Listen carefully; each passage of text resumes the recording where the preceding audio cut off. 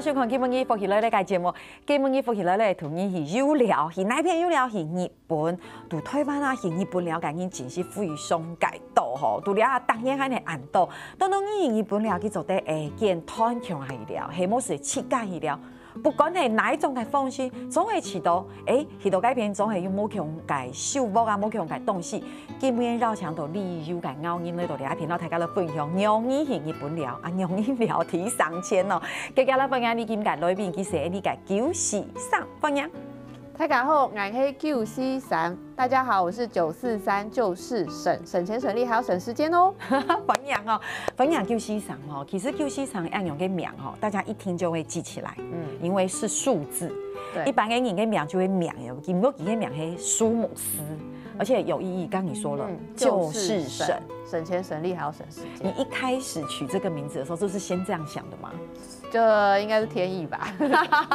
所以你可以告訴很多的觀眾朋友，其實出去了解世界，可以玩很好玩的東西，輕厚感，而且還很省錢。對，就是我希望能幫大家找出那種可以超值玩日本的方法，比方說怎麼樣用1星級的價格去玩5星級的旅遊，很深度。這也太厲害了！如果你說用1星級嘅價錢到1星級嘅內容就算了，可是你可以用1星級的錢預算提高5星級的內容，太棒了！好，不過基本也有像都943的都亞片，就是要告訴大家怎麼省錢，都在這本書裡面是嗎？是，這個書呢，其實是跟很多日本在地的達人去跟他們挖掘，只有在地人才知道的好景點。比方說有些，比方說像新潟啊，或是金澤，有些這個好的景點或者餐廳是只有新潟人才知道，東京人、大阪人不知道的。所以你去到東京的時間，你滿景地冇記得五地，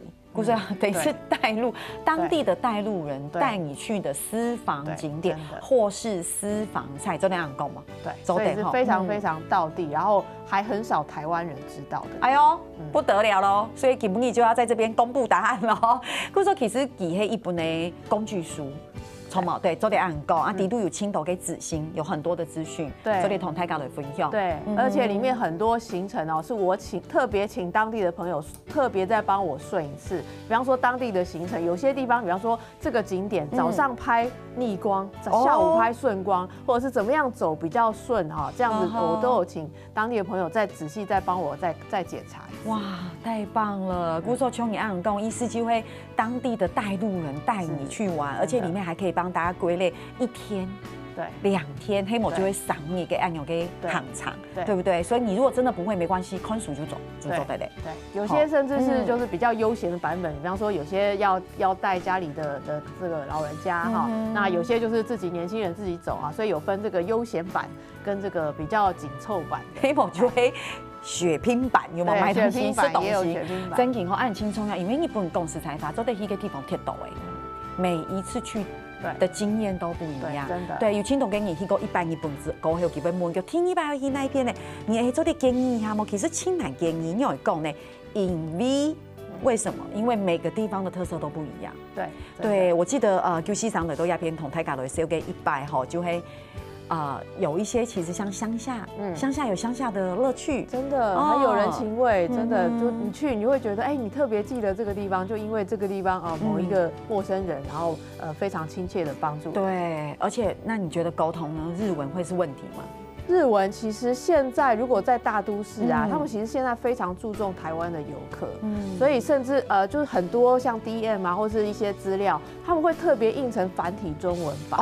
然後呢，有一些像大車站或者是一些飯店，他們都會請從台灣去打工度假的学生，是，所以你如果说，他们会问说，请问你从哪里来？然后如果说台湾，然后他们就会从里面请他们台湾的工作人员出来，可以讲家乡话，甚至客家话应该都可以。我有一次我有办日本的时节，就会去到在东京都那一边，然后在那个车站里面，然后就想要买那个快车，就是要搭火车去搞就抽嘞。不过公司才发，因为你第一次去买按用给车票在当地买，所以你就想讲，你用去给头。古时候导演就吃讲，因为你不会讲日文，就讲英文嘛。不过先生就是说，小姐你有什么问题？对他们很会看，对，佢要看，你要清流你嘅法语同你沟通，古时候你也不用担心。对他们甚至很会区分，你是台湾还是香港的？我觉得好厉害哦！他看我们马上跟我们讲国语。对，真嘅係按用英語。不過講實在話，基本上其實節目底都有聽到嘅景點，都得同大家來 say OK。一開始，我們還是先跟大家講。今天來943就是救世神嘛，聰毛，所以還是要跟大家講省錢遊日本的訣竅。好，其實如果大家最近大家有一些这个讨论啊，说到底1万元能不能游日本？听起来很少听起来好像很少，听起来不可能，对不对？好，其实很多年前我就帮大家实验过了，其实是有可能的。你说的是1万块台币，1万块就可以玩日本1天吗？而且我那时候是在还没有联航，然后台湾飞日本大概最便宜也要12000，机票12000的时候，我大概用15000去玩了东京5天。然后你看现在你真的有吃东西吗？有吃，而且吃不错的东西。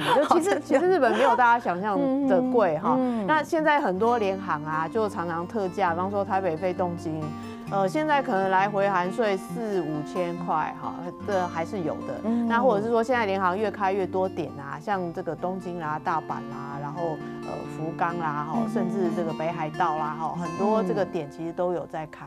所以其实如果你抢到联航的票的话，你就可以直接飞到日本去。哦，所以就像这边写的嘛，第一个当然我们一定要注重联航嘛，给我们可以讲省钱，当然联航是很注重的，对，是很重要的一点。对，那联航为什么叫联航呢？其实它就是，其实它正确名称叫低成本航空，它就是把以前这个航空公司比较高成本的东西把它节省下来哈。以前航空公司因为它都是服务有钱人，所以它就是给你有点像牛排就给你全餐啊，所以就是这个你点了牛排，它又给你这个面包啦、沙拉啦、饮料。可是廉价航空就把它变成单点了，也就是说，那我只要那个座位，所以就变成好像只要主餐。那我可能不需要这个在机上吃东西啊，我可能自己带啊，或者我自己吃饱啊，或者是说我行李不托运好，我就带7公斤以内好，那这样子这些价格它也就帮你减掉，所以你就只要付单点的钱就好了。是，所以这就是廉价航空。对，所以廉价航空其实公司才把亚青都给后上年，其实不是后上年，很多连出团的，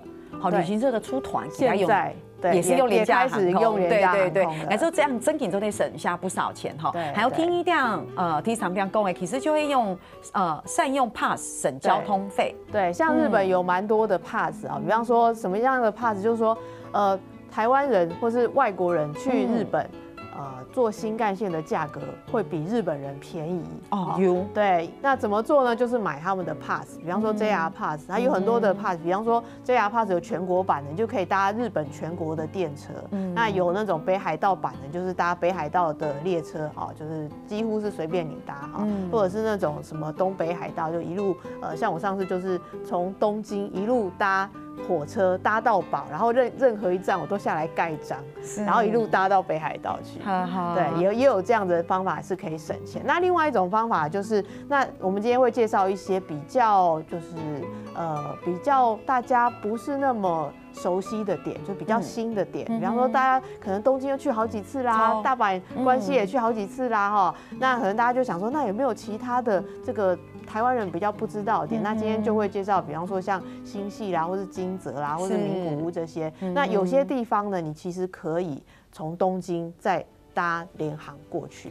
对，比方说像九州的一些地方啦，或者是这个东北啊等等，其实你就可以再用联航去跳点。有哈，昨天泰卡昨天看到，其实就用943帮大家整理哈，其实你可以去比价网站呐，黑某就有一些可以下载一些折扣券。对，不过喊高冲腰哈，听一种同泰卡的分享就会讲这边很有趣哎，比如讲免费使用机场贵宾室。对。其实哦，只要办一个日本的信用卡，那那个信用卡你都不需要拿那个消费，也不需要拿那个刷卡，你只要把那张卡带在身上，是，然后你到机场贵宾室的时候，几乎全日本的机场贵宾室都可以，你就拿那一张卡出来，他也不会问你说，哎，你是不是本人啊？你要不要拿另外一个证件来证明？不用，你就那张卡拿出来，你就可以进到机场贵宾室。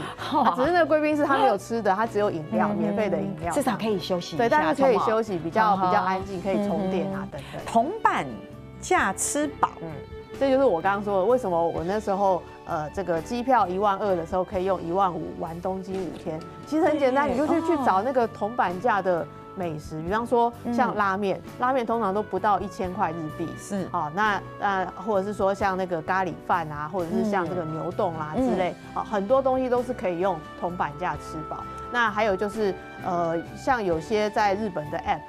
它是你就到了当地，然后直接打开那个 app， 它就告诉你说，哎，你的右后方有一间什么居酒屋啊，左后方有一间这个卖苏喜，然后在前面左转有一个可能拉面店之类，然后就看你想要吃什么，然后看它的价格，看它的评价，然后你就照着导航走过去。就可以找到好吃的东西。我知道讲，你啊去日本搞个优点系嘛？个呢？我知道日本其实对观光客很友善，对，非常友善。对，就像就用刚才943讲的，其实日本人买嘅茶票很较贵，唔讲迄讲唔係日本人，而係觀光客，古種看做你買到輕便宜嘅，像 pass 呀，講嘅嗰種嘅票券，真的。所以古種就表示嘛，就表示講日本其實因為希望你大家來搞嘛，古種要推出輕便宜嘅按用嘅折價券呀，所以對觀光客是好的哈。你要是就是上讓大家來分享，其實你同日本聊，因為一般大家是會知道。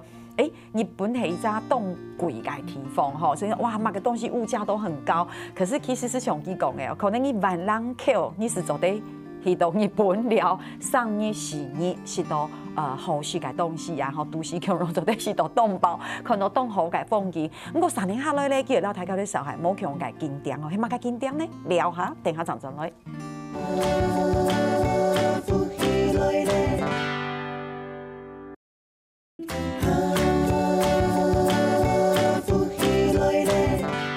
哇！今日新朋友都得邀請到943來到鴉片，其實943就是神，同大家去日本聊唔過唔是輕多錢。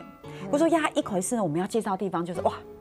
一下就先看到這張照片了，這一看就是藝伎的表演。對，其實，在日本日本人要看到藝伎也是非常難的哈，因為像平常怎麼樣能看到藝伎呢？通常就是到京都啦，然後在京都賞花的時候，這個藝伎就算正面來，你也不好意思在正面拍它，因為這樣很不禮貌嘛。可是又好想看哦。對，你很想看，所以都是在後面偷拍這樣。那對日本人來講，怎麼樣日本人才能看到藝伎呢？首先，你要這個進到日本的大公司。然後爬到高級主管，像那個半澤直樹有沒有？那你才有機會去跟這個其他公司去談合作啊。那藝伎就是在談合作的時候，這個一個很專業的媒合的對象。那這個為什麼新潟的藝伎會發展藝伎呢？就是新潟到現在一直都是日本的魚米之鄉，就是它最大產米的地方，所以那個月光米啊，等等都是就是非常非常，那個新潟的米就是魚沼米等等都非常的有名哈。那之前日本要把這些米通通運出去，所以新潟之前是非常商業繁盛的地方。所以新潟的藝伎跟東京跟京都是齊名，就是日本3大這個藝伎的花柳界。所以這個重點係嘛？剛才重點就會講你真正要看藝伎的表演，你不用去到泰公司上班，要第一點，你不用去到京都，你到新潟要走的，對，你到新潟就可以。而且重點是如果你是日本人，就算你進到大公司，然後爬到高級主管，你要花很多錢才能請到藝伎。多少錢呢？如果要請4位藝伎，不可能只請1位嘛，4位藝伎的話，1個小時台幣2萬。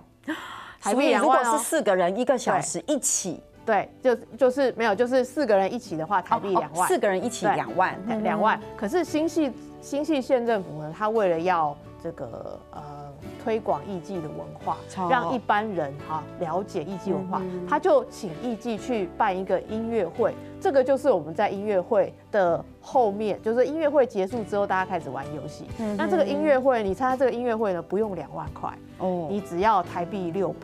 哦，吓死我了！就可以6万哦，1万就好嘞，600K 我就走600，对，当场减2个0，你就觉得哇，好赞的感觉。而且哦，我就是亲身去体验到说，为什么这个2大公司在谈事情的时候都要请艺妓？因为这个他们很快就可以把这个整个气氛活络起来。像我们一开始在听这音乐会的时候，大家就正襟危坐，然后我们就是表演，因为其实艺妓在日本的社会地位是非常高，就像香布丽是这样，因为他的18般武艺样样精通，而且是传统艺术的维护者。那所以一开始我们就是这样子就赞叹他们的那个日本舞蹈啊等等，然后等到开始玩游戏的时候，天啊，那个气氛像那个整个炸开一样，然后全部大家都很开心，就变得玩得很开心，然后大家彼此不认识，可是感觉好像好朋友。那所以对2个公司，比方说我们今天举一个例子，比方说今天如果郭董要去买夏普，对不对？两边人都不认识啊，然后这个一边人说好，那以后我的货通通都给你啊，好啦，另外一边说对，以后我都挺你啊，可是两边都不认识，怎么办呢？怎么样以后变成这个好朋友呢？那就是经由艺妓中间帮你这个玩游戏呀，然后穿针引线等等之类。所以艺妓在日本的这个商业文化是非常非常重要。而且你刚好有共斗哈，其实哇，他跟你玩游戏的时候，一下子那个气氛就很活络。口板 sale。那也是他们专业的一个部分呢，那是他们专业的呈现，是他真的很专业，就会觉得哇，原来是可以做到这样子。对，就说我们给互动，对他们来说是一种技术的呈现。不过亚洲会你讲的《Hito》新戏改片这本书里面，他们书底录它有同泰嘎来整理，有3日游。哦，比如说你第一天可以去到这里喽，我们更难得看一下哇！我觉得你真的很贴心哎，有没有？早上先做什么事？是早上就是要逛市场，第一个市场就是早市哦。对，然后午餐做的是马盖，哈，做的会去哪一连晚餐都帮大家设想好了。就晚餐那个蒸笼饭是新系的特产，就只有新系那个地方才有，它特别用蒸笼去蒸这个饭。那因为新系的米一方面很有名，然后它又用蒸笼饭就会有那个木头的香味，太棒了，真的非常推荐，真的哈。还你看第2天，然后第2天可以，其实新系那个地方呢，就是除了鱼米制香之外，它有一个有趣的是，他们那边有点像是古区吧，哈，古城区那个地方有一个地方就是发酵之丁。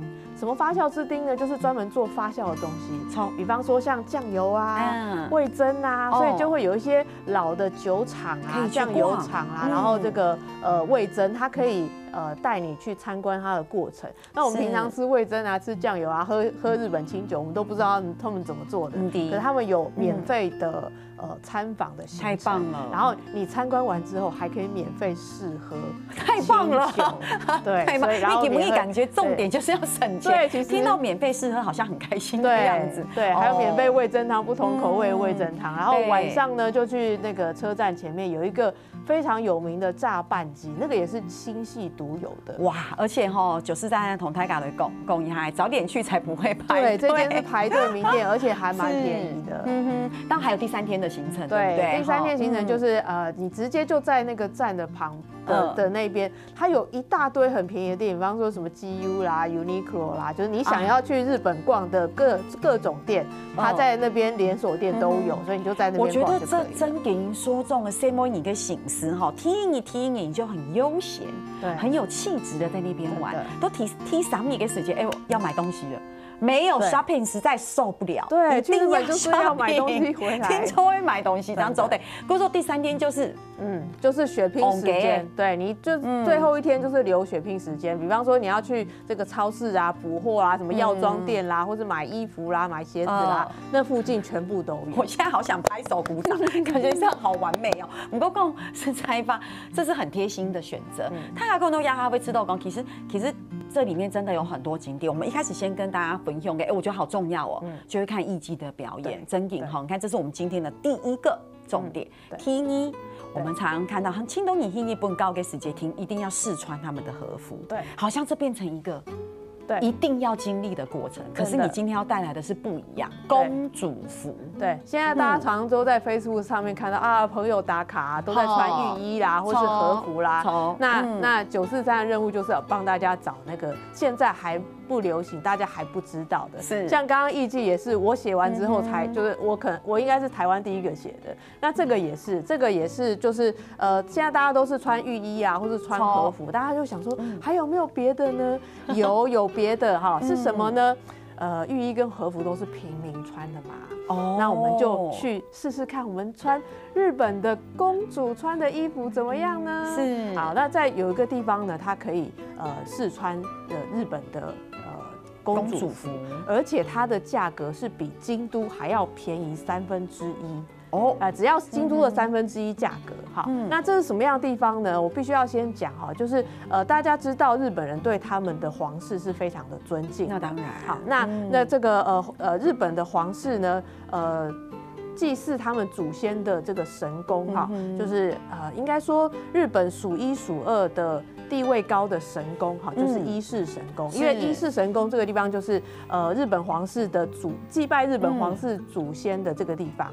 那在伊势这个地方就有一个专门派驻公主的一个地方。那为什么是这样呢？就是以前的日本皇室天皇他因为迁都到京都嘛，京都到伊势神宫中间距离很远很远，可是他又想常常去祭拜他们的祖先，那怎么办呢？那就派一位皇女啊，就不只是公主哦，她还是有任务、特殊身份的公主，就派驻在伊势神宫附近的这个地方哈。那在这个地方的公主就比其他的公主还要身份要特殊一点，所以我们去到这个地方哈的试穿的公主服是公主的礼服。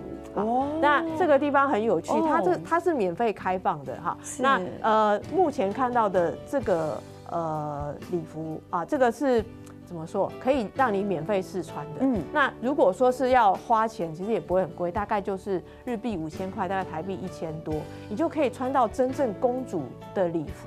那个礼服哦叫12单，怎样的隆重呢？我必须说，他会给你会有专人2位专人。给你穿上10几20层的丝绸，是，然后当你全部穿上去的时候，总共要花40分钟。哇！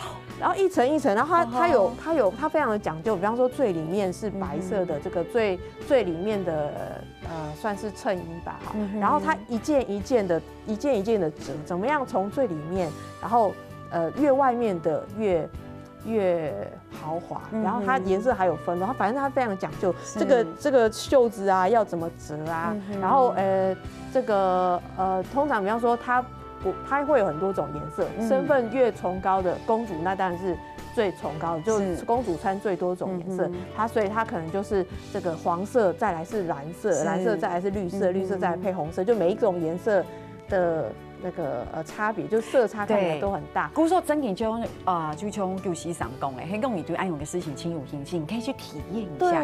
你体验一下这种的感觉很用的。公司才发牛是做过嘛个上夫，一般来做生意量的嘛，12件。对，12件就是，然后2位工作人员帮你穿，他现在服侍你，从头到尾都跪着，让我非常的不好意思。可是真的非常隆重，你也体验到说日本人他们对这些服饰非常非常的用心的程度，然后有的人可能说，那可是这个我带我的家人可以去试穿吗？可以，就是你是穿，就比方说女生哈，就穿公主服，他们那边也有男生的贵族，然后你就可以拍情侣装，比方说这个而且它是平安时代，就是大概1000多年前哈，就你可以拍这个平安时代的贵族的情侣装，然后小孩也有。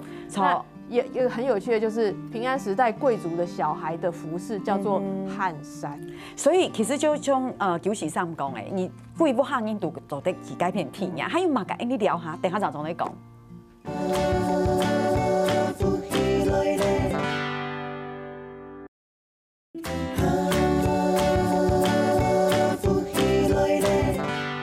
新防疫做的有像到943了，都鸦片同大家的分享，真有意思的广告的世界吼。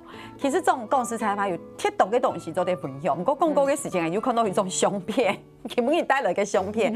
一开始的时间就问943，我也买东西，943说你猜猜看，真的太特别了。故说，我很意外耶，所以我看到亚种相片的时间，我同乡亲朋友来分享，然后让观众朋友来猜一下这什么东西。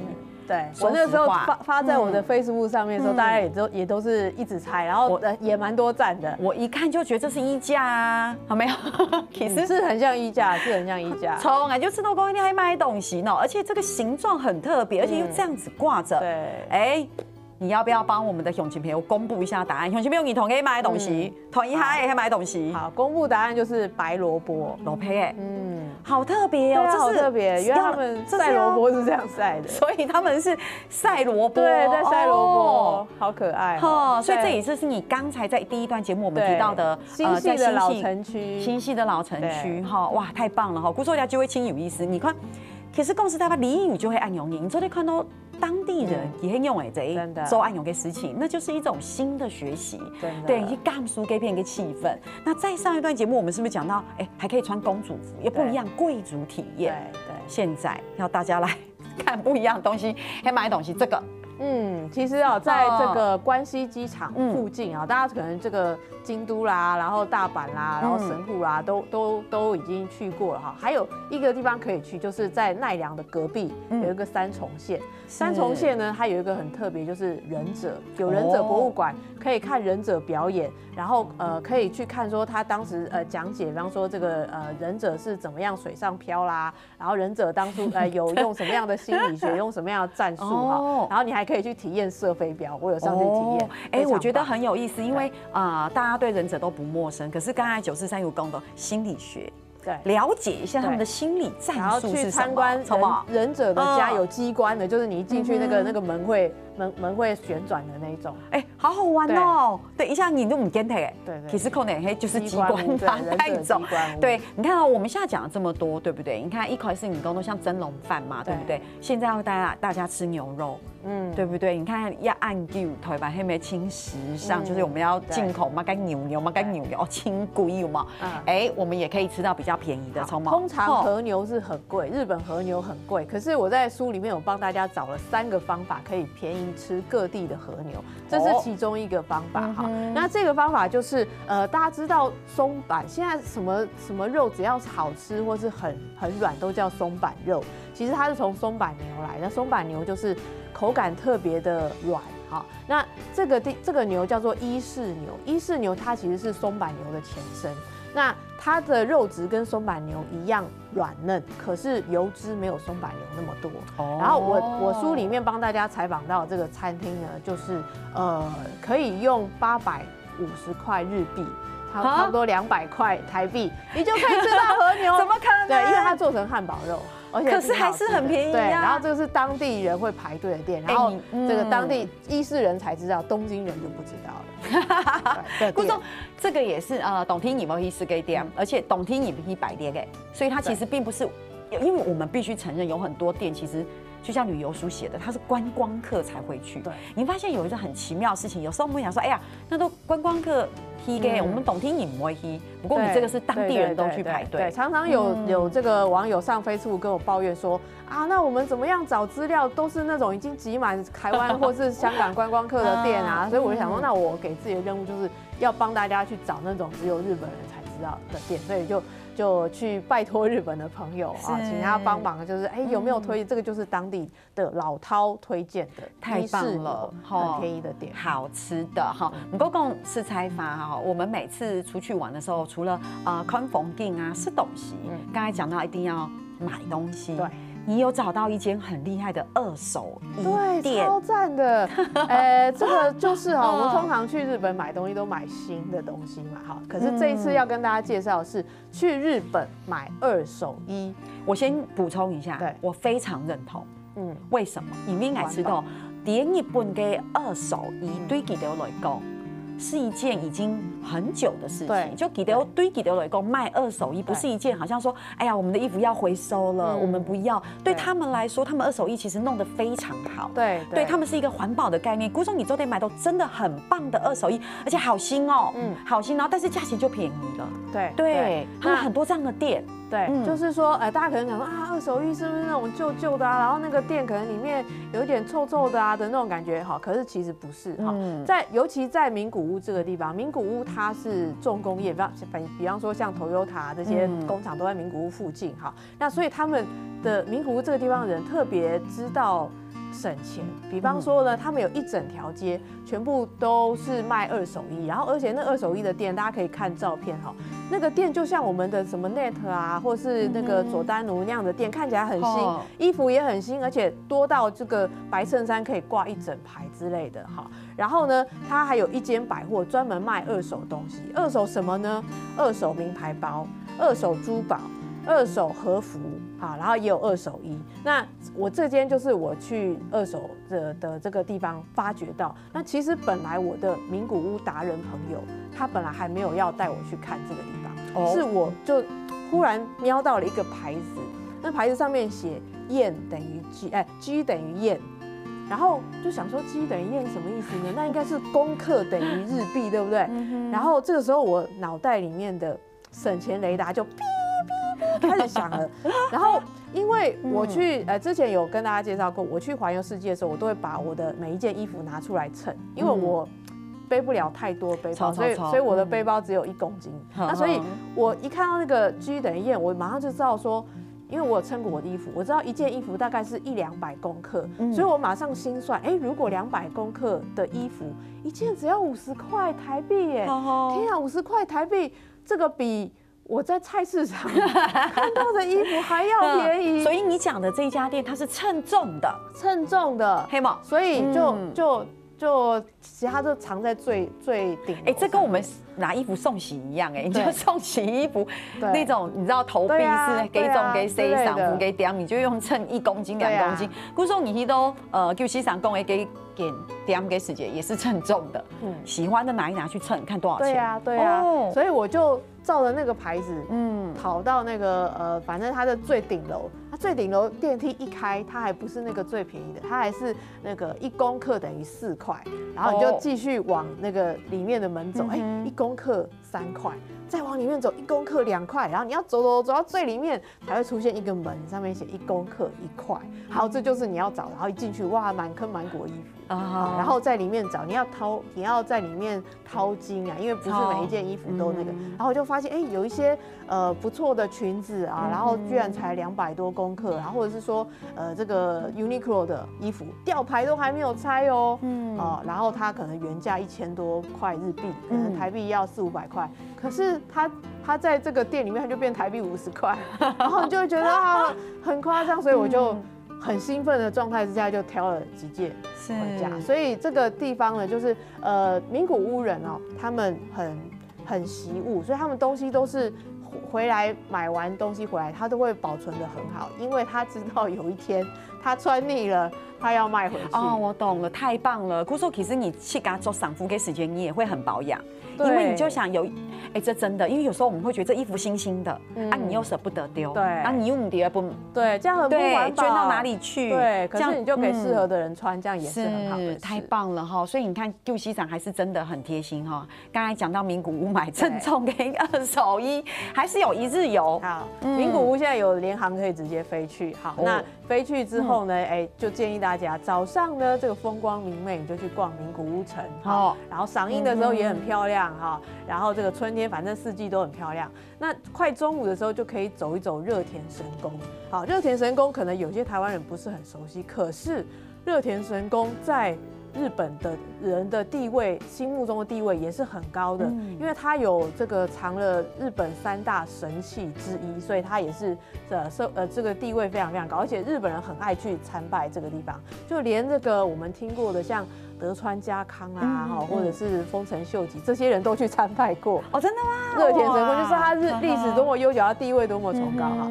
然后中午要吃饭了。我们就可以一定逃不了吃东西。对，就建议大家名古屋最好逛的地方在哪里？就在大须商店街。哦，这里面的街哈，你可以一家4口去，爸爸可能他想要逛那个电器，好，妈妈想要逛衣服。这里全部都有一条街，就不会有一家人有一些逛得很开心，有一些你在旁边等给时间，就知道很烦躁。真的，你看各取所需，对，各取所需。然后逛完之后，它还有一个大须观音寺。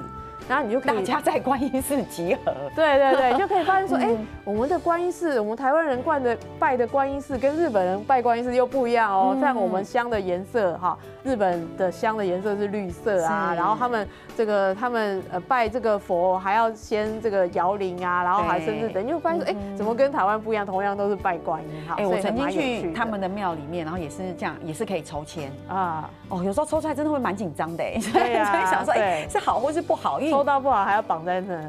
对，哎，我觉得这最好。对，就不好的哎就绑起来，感觉上心里就很平安，就觉得反正这件事情就已经对，就已经消灾解厄的那种感觉。日本抽签都是要钱的，是对，台湾抽签不用钱。那日本就是你如果要写一个什么会码许愿的，或是你要写什么这个，就是他也会帮你这个消灾祈福之类。你要写什么东西，要抽什么东西，都是要付费。那台湾就没有。太棒了哈！古时候其实讲到两篇台家是地哇，两本书地图真是有当多改东西到经典，做得了大家的分享哈。希望今日绕强度就是上来到节目地图，大家是当了解过。其实两本书有嘛个内容做得少改本大家有兴趣的是像大家去看看，莫还是去叫几解宋明去查几解自信谢谢943，请感谢，谢谢大家，安子说加来，常常来。好，谢谢大家，可以上我的粉丝团，有每天都有便宜的机票的资讯或者是住宿的特价，太棒了，太赞了哈！安子说好，天天下来你来做认同了。